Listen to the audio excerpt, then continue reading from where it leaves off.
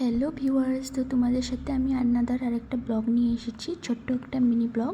তো এটা হলো মনসা পূজা স্পেশাল ব্লগ। তো আমাদের জেঠির ঘরে ছিল মনসা পূজা, আমাদের বাড়ির পুজো।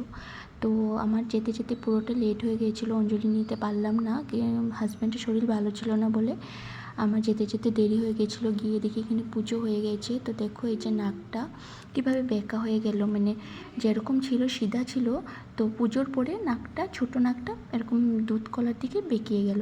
তো ওটা দিকে আমরা সবাই ভিডিও করছিলাম, সবাই দেখছিল। তারপর যাওয়ার পরে দেখো এখানে সোনা তো এত দিকদারি দিচ্ছে, কারো কুলে যাচ্ছে না, শুধু মা মা ও কোনোখানে গেলে শুধু মা, কারোর সাথে যায় না, কারো কুলে যায় না, আর শুধু আমাকে জ্বালায়। তারপর অল্প পর সবার কুলে আবার মিশে গেল। প্রথম প্রথম এরকমই করে। তারপর দেখো এই যে এটা হলো আমার ননাসের মেয়ে, ওই বলছে আমার কুলে নেওয়ার জন্য অনেকটাই চেষ্টা করে, ওর কোলে যায় না। তো লাস্ট ফিনিশিং ওর কোলে গেল, ঘুরিয়ে আনলো অল্প। তারপর এদিকে এই যে এটা আমার একটা ননদ, তো বলছে আমাকে ব্লগে আনতে হলে সেজে গুজে আসবো, এরকমভাবে আনবে না। তো আমি বলছি ঠিক আছে, তো নেক্সট টাইম তুমি সেজে আসবে, তারপর তোমাকে ব্লগে আনবো। তারপর এখানে দেখো খাওয়া দাওয়া চলছে, তো আমিও বসে পড়েছি। তো এখানে ছিল প্রসাদ, ফ্রায়েড রাইস, পাঁপড়, বুটের ডাল, পনির তরকারি, আচার আর পায়েস।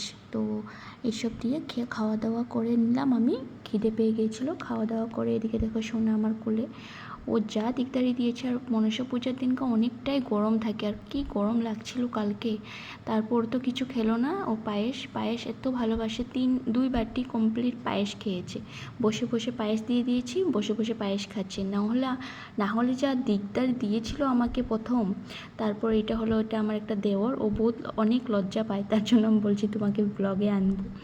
তারপর এসব করে আমার আবার বিকালে একটা ইনভিটেশন ছিল, আমার হাজব্যান্ডের ফ্রেন্ডের অ্যানিভার্সারি ছিল, তার জন্য আমরা জলদি আবার এসে পড়েছি 7টার সময়।